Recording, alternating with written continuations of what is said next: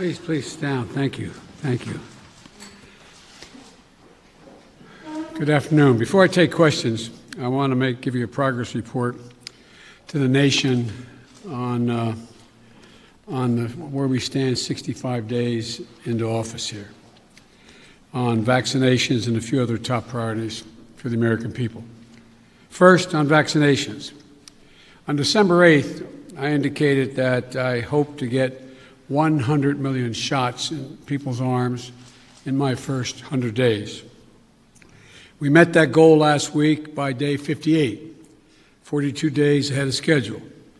Now today I'm setting a second goal, and that is we will, by my 100th day in office, have administered 200 million shots in people's arms.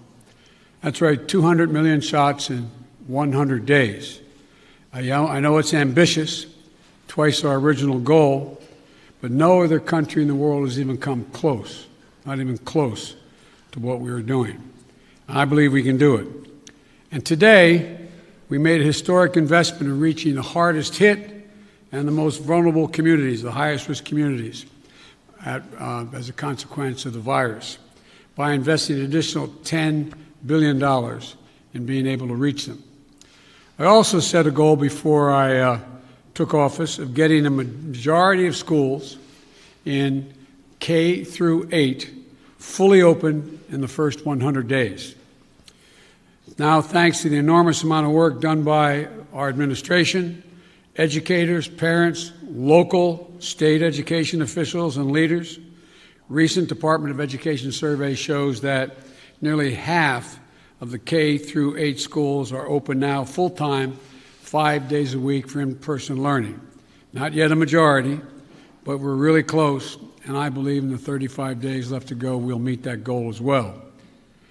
As of yesterday, more than 100 million payments of $1,400 have gone into people's bank accounts. That's real money in people's pockets, bringing relief instantly almost. And millions more will be getting their money very soon. One final note. Since we passed the American Rescue Plan, we're starting to see new signs of hope in our economy. Since it was passed, a majority of economic forecasters have significantly increased their projections on the economic growth that's going to take place this year. They're now projecting it will exceed 6%, a 6% growth in GDP. And just this morning, we learned that the number of people filing for weekly unemployment insurance fell by nearly 100,000 persons.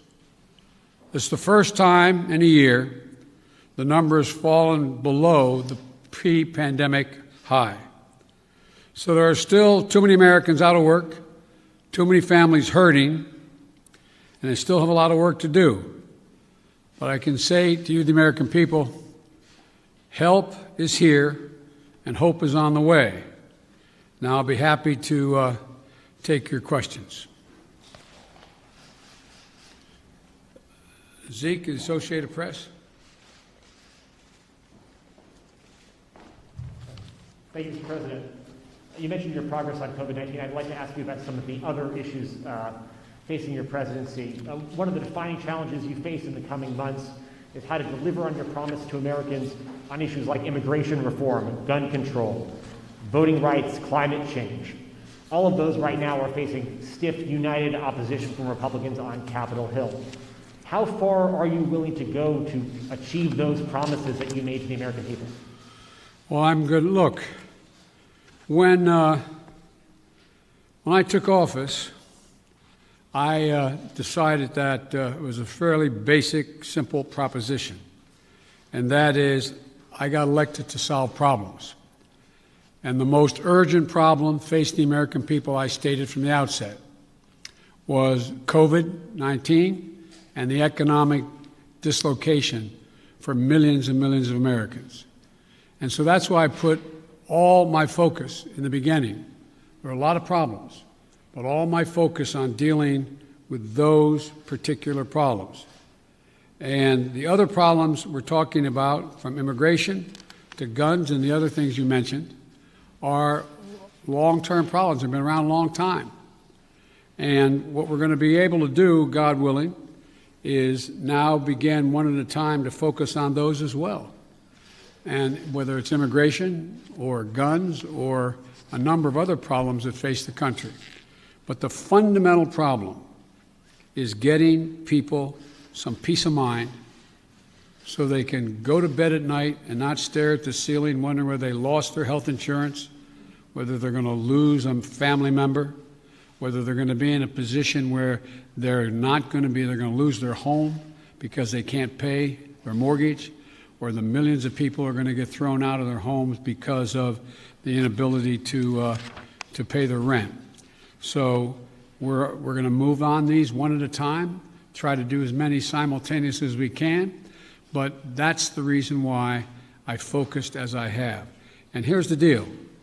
I think my Republican colleagues are going to have to determine whether or not we want to work together, or they'll decide that the way in which they want to proceed is to just decide to divide the country, continue the politics of division. But I'm not going to do that. I'm just going to move forward and take these things as they come. And just to follow up, Mr. President, can your presidency be a success if you can't make progress on those four challenges: climate change, immigration reform, gun control, voting rights? Well, I plan on making progress on all of them, but that's going to be for the American people to decide. I think, I doubt whether, maybe you did, maybe others did. I thought, many of you thought there was no possibility of my getting the plan I got passed without any Republican votes. Pretty big deal. Got passed. Growing the economy. People's lives are changing. So let's see what happens. All I know, I've been hired to solve problems. Not create division. Okay, how about Yamiche? Thanks so much, Mr. President. You've said over and over again that immigrants shouldn't come to this country right now. This isn't the time to come. That message is not being received. Instead, the perception of you that got you elected as a moral, decent man is the reason why a lot of immigrants are coming to this country and entrusting you with unaccompanied minors. How do you resolve that tension? And how are you choosing which families can stay and which can go, given the fact that even though with Title 42, there are some families that are staying? And is there a timeline for when we won't be seeing these overcrowded facilities run by CPB when it comes to unaccompanied minors? Well, look, I guess I should be flattered. People are coming because I'm the nice guy. That's the reason why it's happening. That I'm a decent man, or however it's phrased. That's why they're coming, because Biden's a good guy. Truth of the matter is, nothing has changed. As many people came, 28% increase in children to the border in my administration, 31% in the last year in 2019, before the pandemic, in the Trump administration. It happens every single solitary year. There is a significant increase in the number of people coming to the border in the winter months of January, February, March. It happens every year. In addition to that, there is and by the way, does anybody suggest that there was a 31% increase under Trump because he was a nice guy and he was doing good things at the border? That's not the reason they're coming.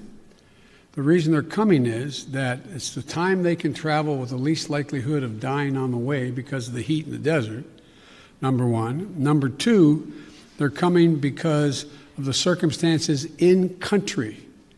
The way to deal with this problem, and I started to deal with it back when I was a United States Vice President, putting together a bipartisan plan of over $700 million to do with the root causes of why people are leaving. What did Trump do? He eliminated that funding. He didn't use it. He didn't do it. And in addition to that, what he did, he dismantled all the elements that exist to deal with what had been a problem and has been continued to be a problem for a long time. He, in fact, shut down the number of beds available. He did not fund HHS to get the children out of those Border Patrol facilities where they should not be and not supposed to be more than a few days, a little while. But he dismantled all of that. And so what we're doing now is attempting to rebuild the system that can accommodate what is happening today. And I'd like to think it's because I'm a nice guy, but it's not. It's because of what's happened every year. Let me say one other thing on this. If you take a look at the number of people who are coming, the vast majority, the overwhelming majority of people coming to the border and crossing are being sent back. Thousands, tens of thousands of people who are over 18 years of age and single people, one at a time coming, have been sent back, sent home. We're sending back the vast majority of the families that are coming. We're trying to work out now with Mexico their willingness to take more of those families back. But that's what's happening. They're not getting across the border. And those who are coming across the border who are unaccompanied children, we're moving rapidly to try to put in place what was dismantled, as I said. For example, of all the children who are coming across the border, over 70% are either 16 or 17 years old. We're not talking about people ripping babies from mother's arms or little 3-year-olds standing on the border. Less than, I think it's 1.5% fall in the category of the very young.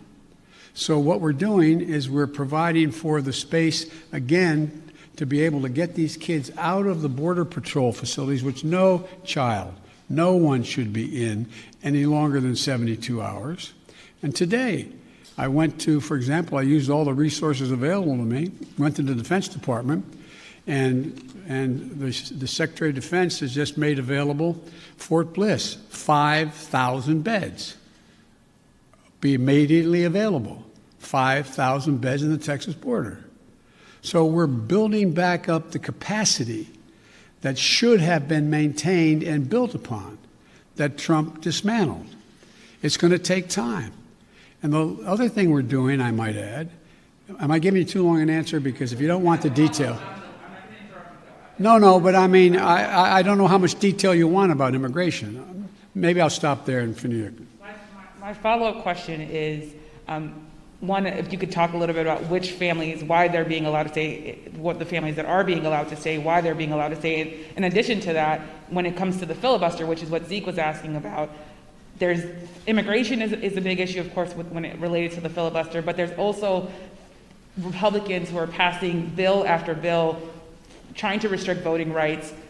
Chuck Schumer is calling it an existential threat to democracy. Why not back a filibuster rule that at least gets around issues including voting rights or immigration? Jim Clyburn, someone, of course, who you know very well, has backed the idea of a filibuster rule when it comes to civil rights and voting rights. Well, look, I'm going to deal with all of those problems. The question is the priorities as they come and land on my plate. Let's go to the first question you asked, the first of the second questions you asked, and that is, what about dealing with families? Why are some not going back? Because Mexico is refusing to take them back. They're saying they won't take them back, not all of them.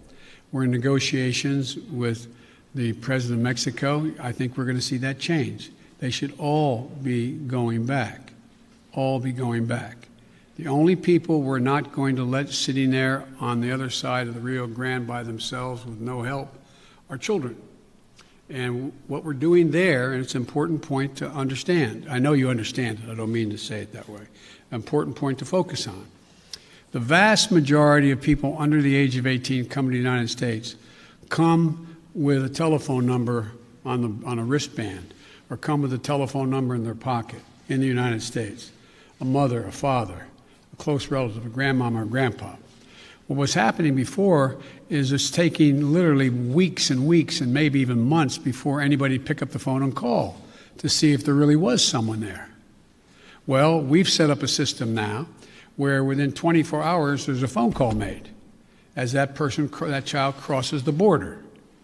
And then a verification system being put in place as of today to determine quickly whether or not that is a trafficker being called or that is actually a mom, a dad, and or a close relative.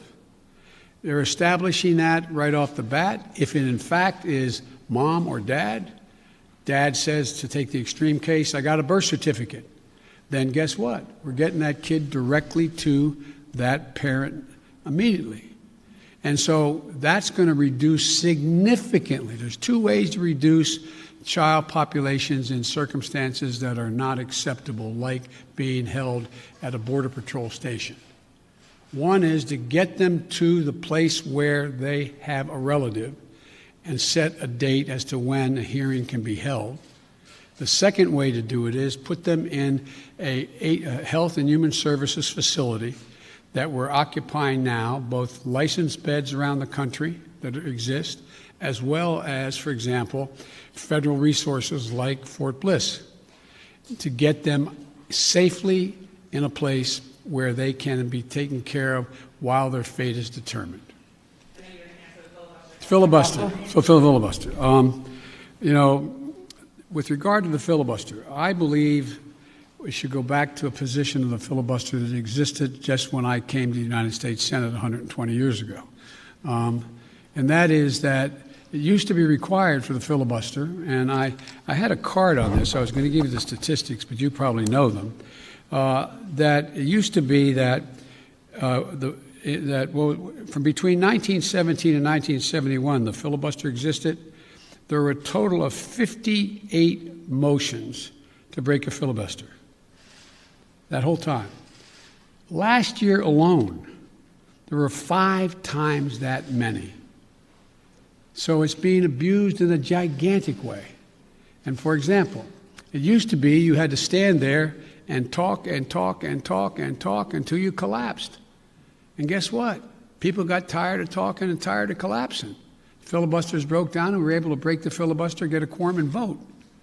So I strongly support moving in that direction, in addition to having an open mind about dealing with certain things that are just elemental to the functioning of our democracy, like the right to vote, like the basic right to vote. We've amended the filibuster in the past. But here's the deal.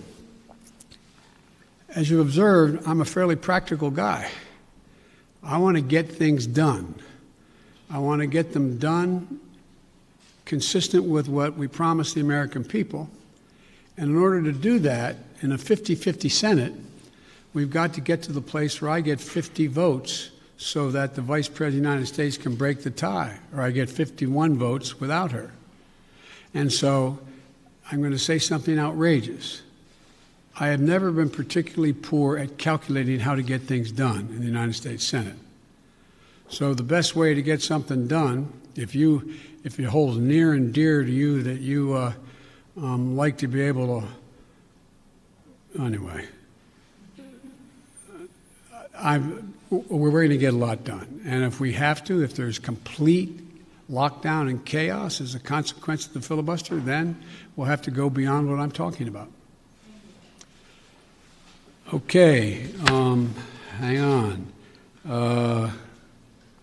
Sorry. Oh, Ms. Kim.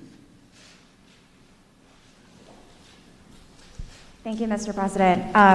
To follow up on the filibuster, so do you believe it should take 60 votes to end a filibuster on legislation or 51? If we could end it with 51, we would have no problem. You're going to have to, the existing rule, it's going to be hard to get a parliamentary ruling that allows 50 votes to end the filibuster, the existence of a filibuster.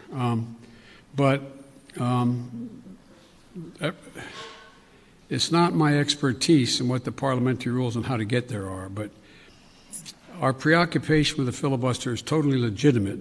But in the meantime, we got a lot we can do while we're talking about what we're going to do about the filibuster. Let me get here. Okay. Cecilia Vega. I'd like to circle back to immigration, please.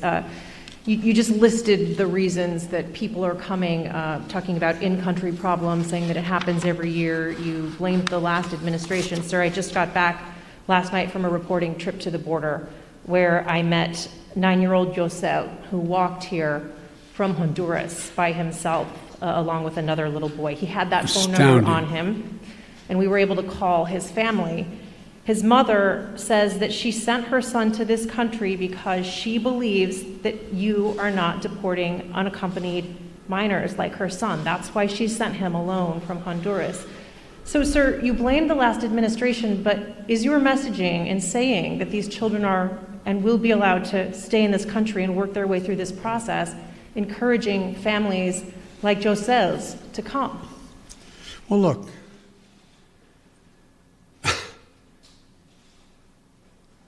the idea that I'm going to say, which I would never do, if an unaccompanied child ends up at the border, we're just going to let him starve to death and stay on the other side. No previous administration did that either, except Trump. I'm not going to do it. I'm not going to do it. That's why I've asked the Vice President of the United States yesterday to be the lead person on dealing with focusing on the fundamental reasons why people leave Honduras, Guatemala, El Salvador in the first place. It's because of earthquakes, floods. It's because of lack of food. It's because of gang violence. It's because of a whole range of things that when I was vice president and had the same obligation to deal with unaccompanied children, I was able to get it slowed up significantly by working with the heads of state of those communities to do things like in one of the major cities, the reason people were leaving is they couldn't walk the street because their kids were getting beat up or shot or gang violence.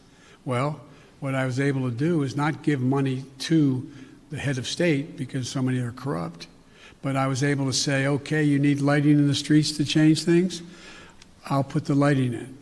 We got a contractor. We got the type of lighting. We paid directly to the contractor, did not go through the government. And violent crime significantly was reduced in that city. Fewer people sought to leave. When this hurricane occurred, the 2 hurricanes, instead of us going down and helping in a major way so that people would not have a reason to want to leave in the first place because they didn't have housing or water or sustenance, we did nothing. We're going to do a lot in our administration. We're going to be spending that $700+ million a year to change the life and circumstances of why people leave in the first place. That mother did not sit around on the kitchen table and say, you know, I got a great idea. What I'm going to make sure my son gets taken care of is I'm going to put him, how old was he or she? He's 9. I also met a 10-year-old. A 9-year-old. I'm going to send him on a 1,000-mile journey across the desert and up to the United States because I know Joe Biden's a nice guy and he'll take care of him. What a desperate act to have to take. The circumstances must be horrible. So we can do something about that. That's what the vice president's going to be doing. What I did when President Obama asked me to come and deal. I was in Turkey at the time. He said, you got to come home and take care of this. So we put together a plan, and it had an impact. And so the question here is how we go ahead and do this, what we do. There's no easy answer. Quick follow, if I may. Do you want to see these unaccompanied minors staying in this country, or should they be deported eventually? Well, the judgment has to be made whether or not, in this young man's case, he has a mom at home. There's an overwhelming reason why he'd be put in a plane and flown back to his mom.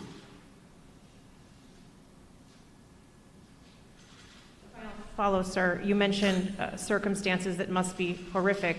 The Customs and Border Protection Facility in Donna, Texas, I was there, is at 1,556% capacity right now with mostly unaccompanied minors. There are kids that are sleeping on floors. They are packed into these pods. I've spoken to lawyers who say that some of these children have not seen the sun in days. What's your reaction? What is your reaction to these images that have come out from that particular facility? Is what's happening inside acceptable to you? And when is this going to be fixed? That's a serious question, right? It's acceptable to me. Come on. That's why we're going to be moving 1,000 of those kids out quickly. That's why I got Fort Bliss opened up. That's why I've been working from the moment this started to happen to try to find additional access for children to be able to safely, not just children, but particularly children, to be able to safely be housed while we follow through on the rest of what's happening. That is totally unacceptable.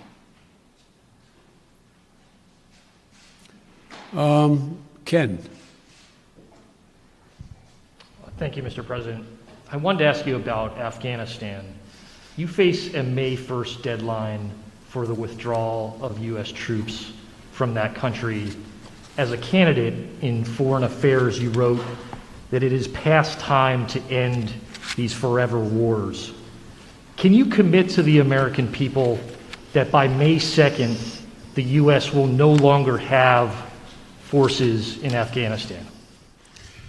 The answer is that it's going to be hard to meet the May 1 deadline. Just in terms of tactical reasons, it's hard to get those troops out. So what we've been doing, what I've been doing, and what Secretary Blinken has been doing, we've been meeting with our allies, those other nations that have NATO allies who have troops in Afghanistan as well. And if we leave, we're going to do so in a safe and orderly way. We're in consultation, I say, with our allies and partners and how to proceed. And Secretary Blinken is meeting in Brussels this week with our NATO allies, particularly those who have forces there. And General Austin is just met with Kayani, and I'm waiting for the briefing on that. He is the leader, quote, in Afghanistan and Kabul.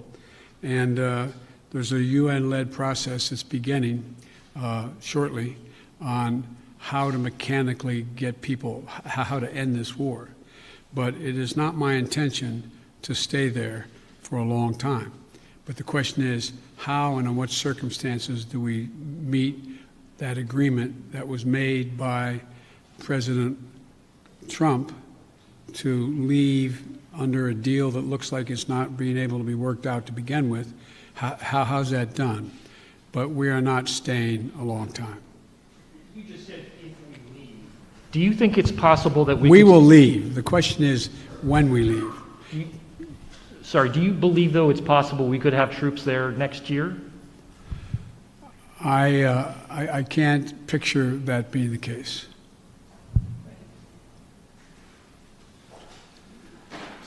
Okay, Kristen. Thank you very much, Mr. President. Given the conditions that were just laid out at the migrant facilities at the U.S. border, will you commit to allowing journalists to have access to the facilities that are overcrowded moving forward? I will commit when my plan very shortly is underway to let you have access to not just them, but to other facilities as well.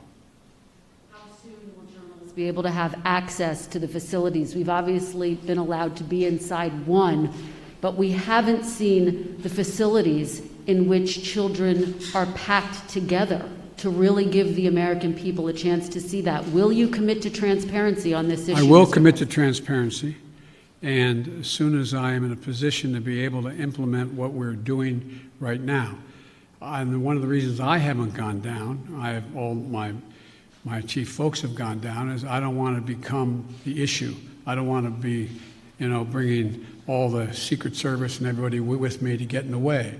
So this is being set up, and you'll have full access to everything once we get this thing moving.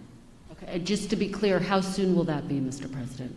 I don't know, to be clear.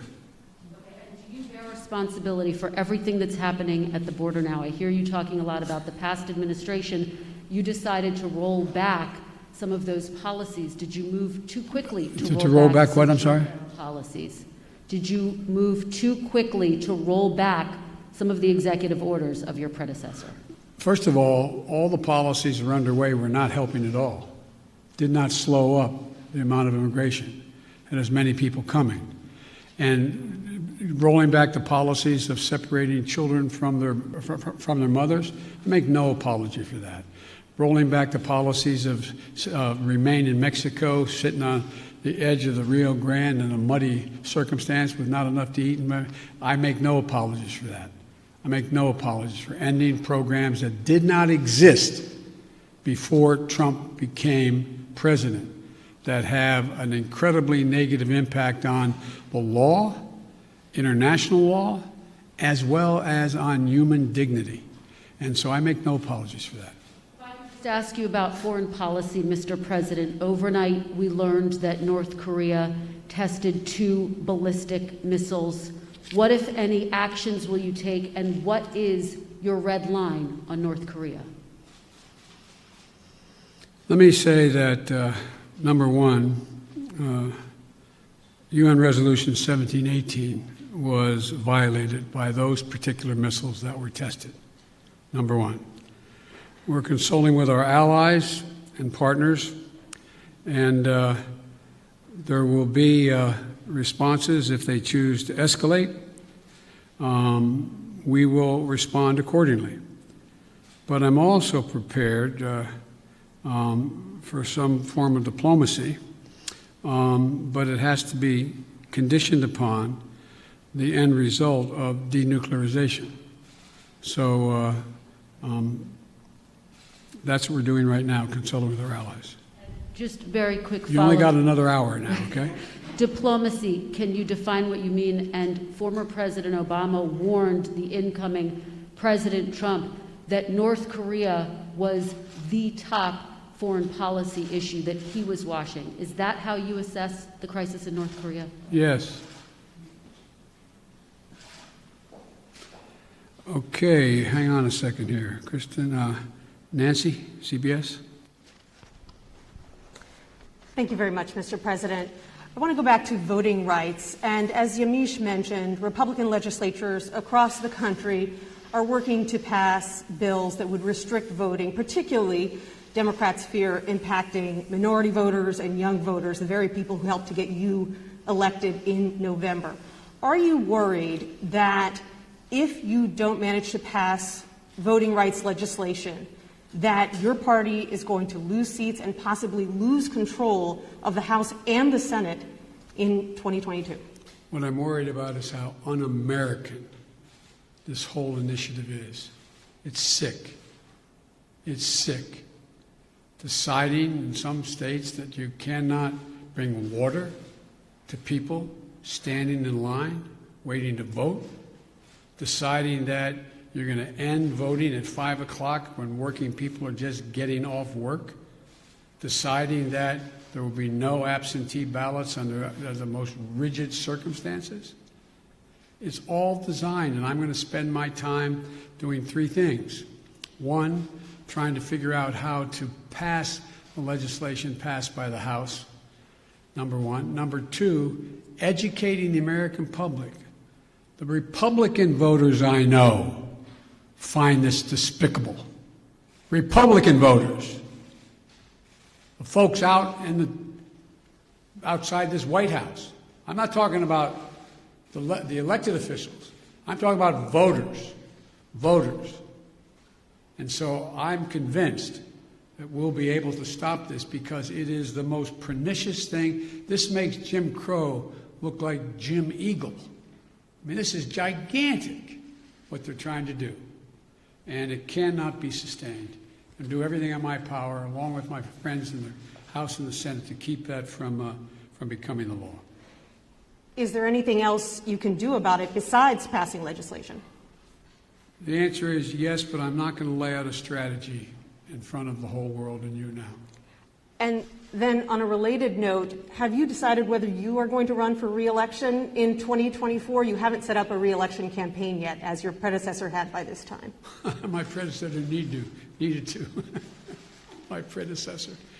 Oh, God, I miss it. Have you? No, the answer is yes. My plan is to run for re-election. That's my expectation. And then on one other note, on bipartisanship, your old friend, Mitch McConnell, says you have only spoken to each other once since you took office, and that you have moved far left since taking office. Do you see it the same way he does? Have you rejected bipartisanship? No, I haven't at all. I've been meeting.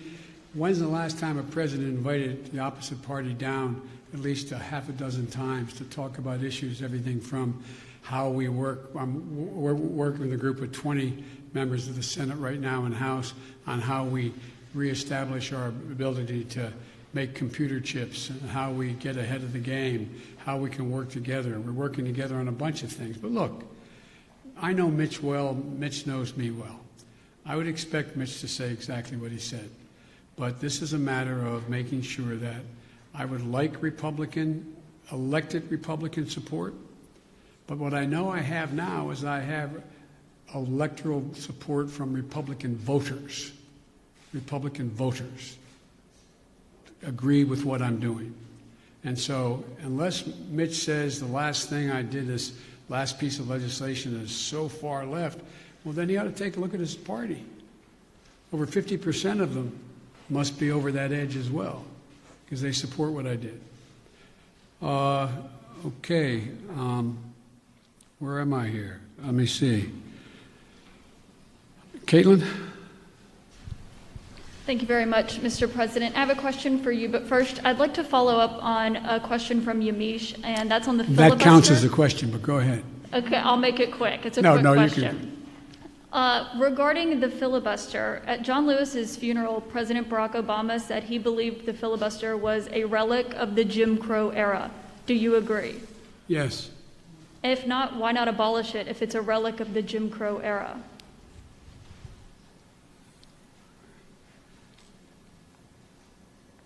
Successful electoral politics is the art of the possible. Let's figure out how we can get this done and move in the direction of significantly changing the abuse of even the filibuster rule first. It's been abused from the time it came into being by an extreme way in the last 20 years. Let's deal with the abuse first. It sounds like you're moving closer to eliminating the filibuster. Is that correct? I answered your question. You also just made some news by saying that you are going to run for re-election. I said that is my expectation. So is that a yes, that you are running for re-election? Look, I don't know where you guys come from, man. I've never been able to travel. I'm a great respecter of fate. I've never been able to plan 3.5 years ahead for certain. And if you do run, will Vice President Harris be on your ticket? I would fully expect that to be the case. She's doing a great job. She's a great partner. She's a great partner. And do you believe you'll be running against former President Trump? Oh, come on. I don't even think about it. I have no idea. I have no idea whether there'll be a Republican Party. Do you? I know you don't have to answer my question, but I mean, do you? I mean, look, this is the way I view things. I become a great respecter of fate in my life. I set a goal of what's in front of me to get things done for the people I care most about, which are hard-working, decent American people who really having it stuck to them. I want to change the paradigm. I want to change the paradigm. We start to reward work, not just wealth. I want to change the paradigm. If you notice, didn't you find it kind of interesting that my Republican friends were worried about that the cost and the taxes that had to be had, if there is any tax to be had, as they talk about it, in dealing with the act that we just passed, which puts money in people's pockets, ordinary people? Do you hear them complain when they passed close to $2 trillion Trump tax cut, 83% going to the top 1%? Do you hear them talk about that at all? I love the fact that they found this whole idea of concern about the federal budget. It's kind of amazing. When the federal budget is saving people's lives, they don't think it's such a good idea.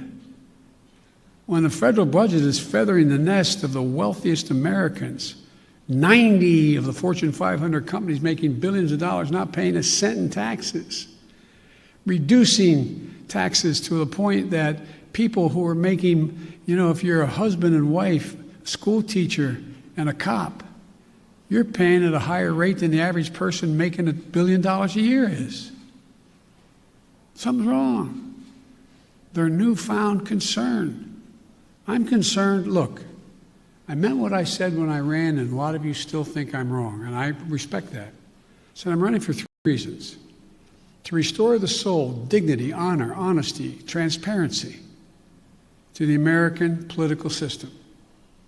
2, to rebuild the backbone of this country, the middle class, hardworking people and people struggling to get in the middle class. They built America, and unions built them.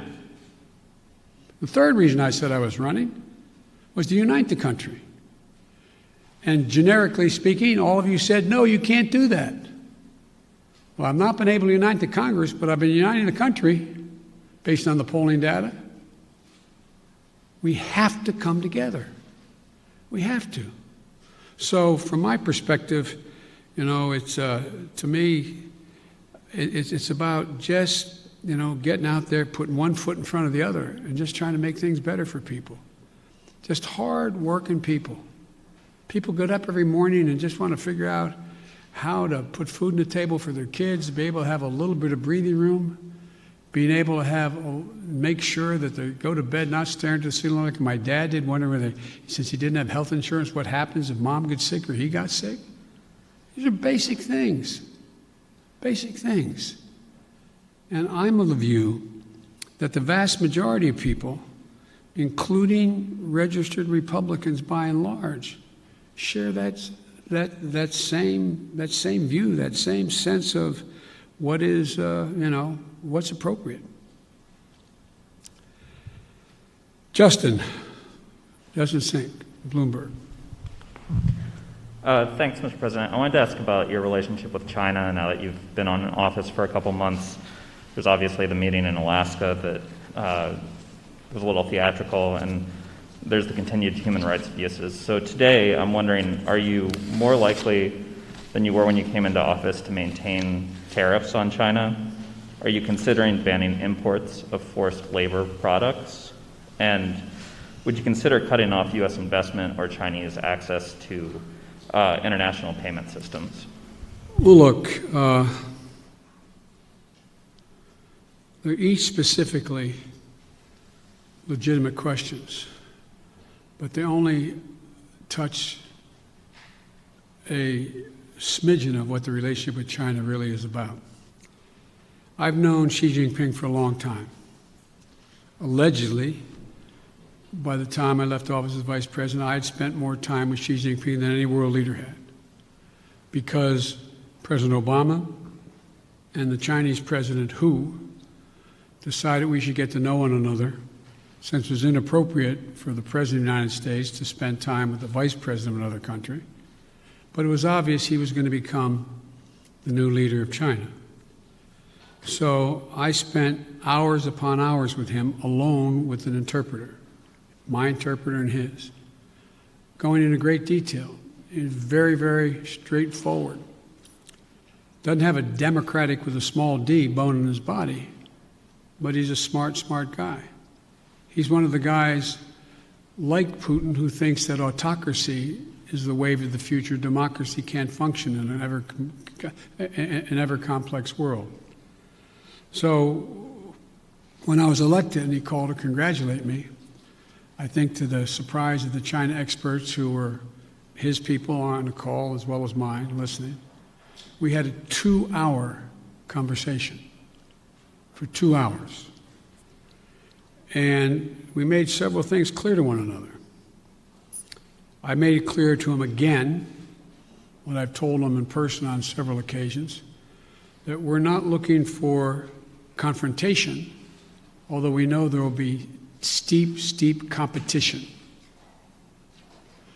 2, that we'll have strong competition, but we'll insist that China play by the international rules. Fair competition, fair practices, fair trade.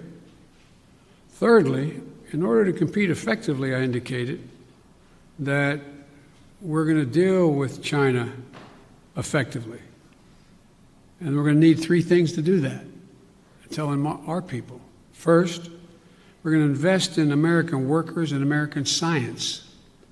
I said that all through the campaign. I say it again, and I'm setting up my administration to be able to do that, which is that You know, back in the 60s, we used to invest a little over 2% of our entire GDP in pure research and investment in science. Today, it's 0.7%. I'm going to change that. We're going to change that. The future lies in who can, in fact, own the future as it relates to technology, quantum computing, a whole range of things, including in medical fields. And so, what I'm going to do is make sure we invest closer to 2%. One of the reasons why I've set up the PAB, the President's Board with scientists and the like, again, is we're going to invest in medical research, cancer, Alzheimer's, diabetes, the things, industries of the future, artificial intelligence, quantum computing, biotech, and we're going to make real investments. China is out investing us by a long shot because their plan is to own that future. The second thing we're going to do is we're going to reestablish our alliances, and I've been very clear with them. It's not anti-Chinese, and we've talked about it. I want to make sure that, for example, later today, after this, as a matter of fact, shortly after this, which is fine, we're going close to an hour. I'm happy to go longer, but one of the things that I'm going to be doing, I'm going to be speaking with 27 heads of state in Europe, and very shortly, I think within the next hour or so. I don't know the exact time. And earlier this month, and apparently it got the Chinese attention, that's not why I did it, I met with our allies and how we're going to hold China accountable in the region. Australia, India, Japan, and the United States, the so-called Quad. Because we have to have democracies working together. Before too long, I'm going to invite an alliance of democracies to come here to discuss the future. And so we're going to make it clear that in order to deal with these things, we are going to hold China accountable to follow the rules. To follow the rules. Whether it relates to the South China Sea or the North China Sea or the agreement made on Taiwan or a whole range of other things. And the third thing, and the thing that I admire about dealing with Xi is he understands, he makes no pretense about not understanding what I'm saying any more than I do him. I pointed out to him, no leader can be sustained in his position or her position unless they represent the values of the country. And I said, Mr. President, as I've told you before, Americans value the notion of freedom. America values human rights. We don't always live up to our expectations, but there's a value system. We are founded on that principle. And as long as you and your country continues to so blatantly violate human rights, we are going to continue in an unrelenting way to call to the attention of the world and make it clear what's happening.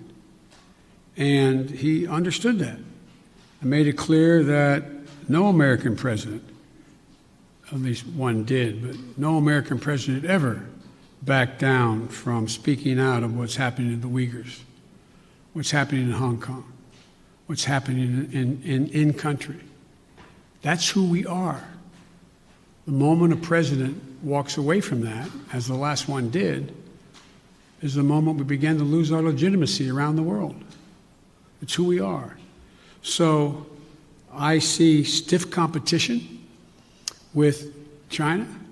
China has an overall goal, and I don't criticize them for the goal, but they have an overall goal to become the leading country in the world, the wealthiest country in the world, and the most powerful country in the world.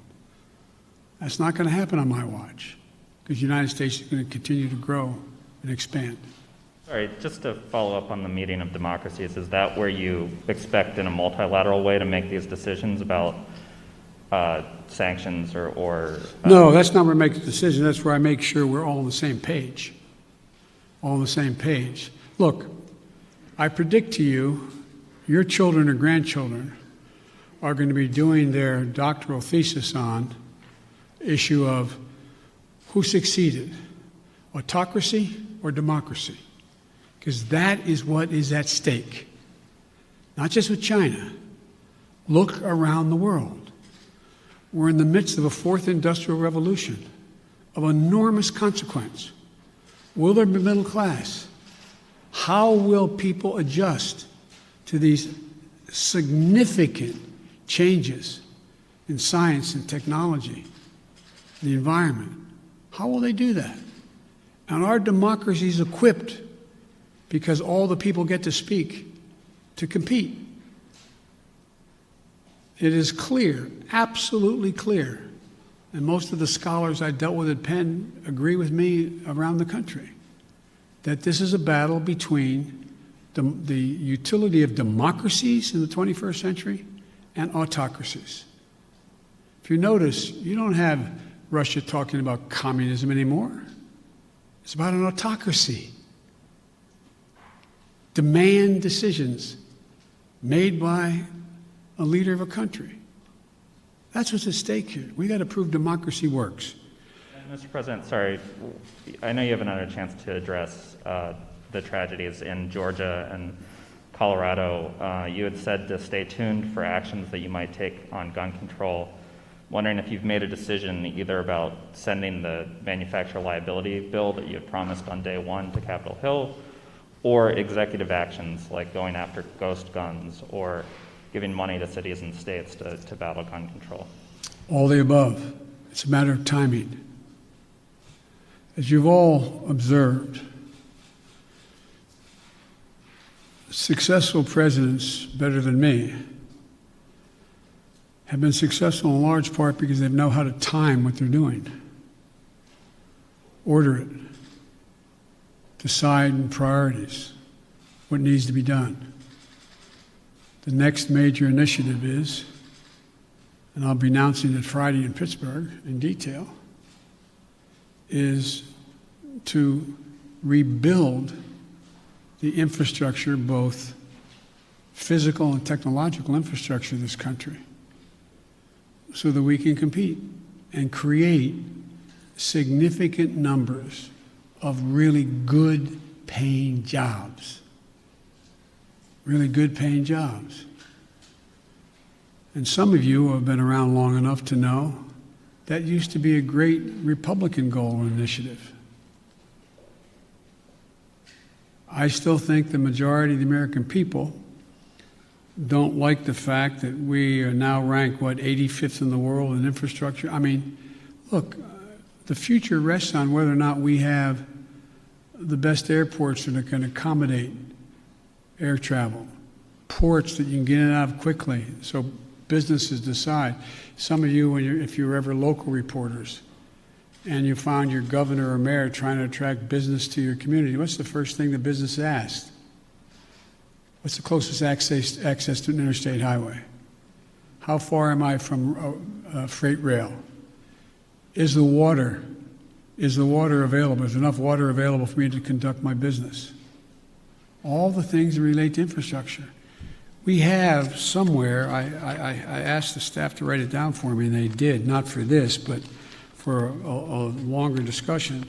We have somewhere in terms of infrastructure, we rank 13th globally in infrastructure. China is investing 3 times more in infrastructure than the United States is.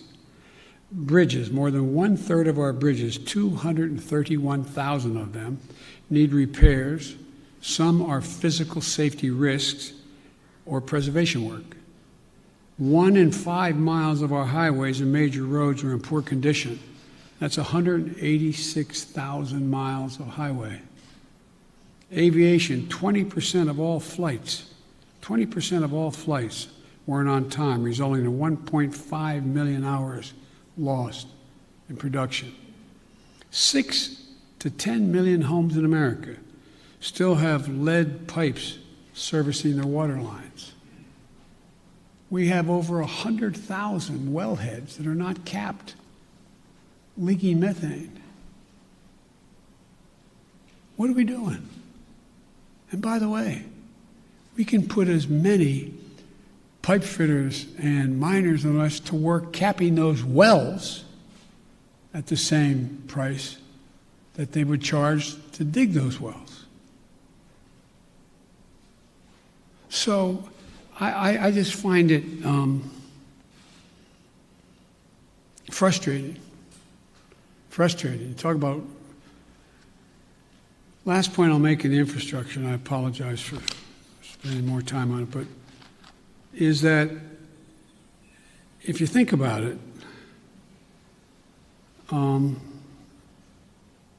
it's the place where we will be able to significantly increase American productivity, at the same time providing really good jobs for people. But we can't build back to what they used to be. We have to build, the environment's already, global warming's already done significant damage. The roads that used to be above the water level didn't have to worry about where the drainage ditch was. Now you got to rebuild them 3 feet higher because it's not going to go back to what it was before. Only get worse unless we stop it. There's so much we can do. Look at all the schools in America. Most of you live in the Washington area now, but in your hometowns, I don't know where you're all from. How many schools where the kids can't drink the water out of the fountain? How many schools are still in a position where there's asbestos? How many schools in America we're sending our kids to don't have adequate ventilation? How many homes, buildings, office complexes are wasting billions of barrels of oil over time because they can't hold in the heat or the air conditioning because it leaks through the windows that are so porous and the connections? It's amazing. So there's so much we can do that's good stuff, makes people healthier, and creates good jobs. And I think that I got one more question here. And Janet from Univision. Thank you, Mr. President. We too have been reporting at the border, and just like Cecilia, we ran into a pair of siblings who came in on Monday, were detained by CBP, had the phone number for their mother who lives in the U.S. We have contacted the mother. That's the only way they know her kids are here, because CBP today, Thursday, has not contacted that mother. So when can we expect your promise of things getting better with contacting and expediting? Well, they're already getting better, but they're going to get real. They're going to a whole hell of a lot better real quick, or we're going to hear some people leaving. Okay? We can get this done. We're going to get it done. I had a long meeting with the entire team and several cabinet-level officers the other night. We're going to be moving within the next week over 100,000. I mean, 1,000 people out of the Border Patrol into safe, secure beds and facilities. We're going to significantly ramp up. We're already out there contacting everyone from getting some of the employees at HHS. There's a lot of them doing other things and move them into making those calls. We're in the process of rearranging and providing for the personnel needed to get that done. But I admire the fact that you were down there, you're making the calls yourself. It's real. The next thing that has to happen, though, as you well know, has to happen. There have to be some certitude that this is actually mom, dad, or whomever. And there's ways to do that. There's ways to do that, a little bit like determining whether or not you got the right code for your credit card. What was your dog's name, kind of thing. I'm being a bit facetious, but not really. And also seeking harder data from DNA to birth certificates, which takes longer. So I want to do this as quickly, as humanly possible, and as safely as possible. As you well know, treating the root causes in Latin America doesn't change things overnight. How do you realistically and physically keep these families from coming to the U.S. when things will not get better in their countries right away? Well, I can't guarantee that, but I know, that old thing, the journey of 1,000 miles starts with the first step. You know as well as I do. You cover it. You have it's not like somebody sitting on a hand-hewn table in Guatemala, in somewhere in Mexico or in Guadalupe saying, I got a great idea. Let's sell everything we have. Give it to a coyote. Have them take our kids across the border into a desert where they don't speak the language. Won't that be fun? Let's go. That's not how it happens. People don't want to leave. When my great-grandfather got in a coffin ship in the Irish Sea, the expectation was he going to live long enough on that ship to get to the United States of America. But they left because of what the Brits had been doing. They were in real, real trouble. They didn't want to leave, but they had no choice. So I can't guarantee we're going to solve everything, but I can guarantee we can make everything better. We can make it better. We can change the lives of so many people. And the other thing I want to point out to you, and I hope you point out, I realize it's much more heart-wrenching, and it is, to deal with a 5 and 6 and 7-year-old. But you went down there and you saw the vast majority of these children, 70% are 16 years old, 17 years old, and mostly males. Doesn't make it good, bad, or indifferent, but the idea that we have tens of thousands of kids in these god-awful facilities that are really little babies crying all night, there's some, that's true. That's why we got to act. And yesterday, I asked my team, both the director of the two agencies as well as others, I asked them what would they in fact, and I asked their opinion because they're the experts, but I said, focus on the most vulnerable immediately. But there's no reason why in the next month as people cross the border, that phone call can't be made in the first 48 hours and begin. If I may ask one last question, have you had any talks with Senate Republicans who are threatening this administration with not considering the immigration legislation that was passed in the House until the situation at the border has been resolved? No, because I know they have to posture for a while. They sort of got to get out of their system. This is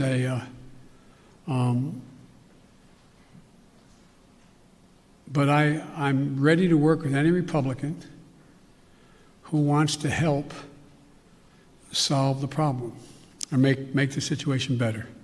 But folks, I'm going. Thank you very, very much. I appreciate it. Thank you.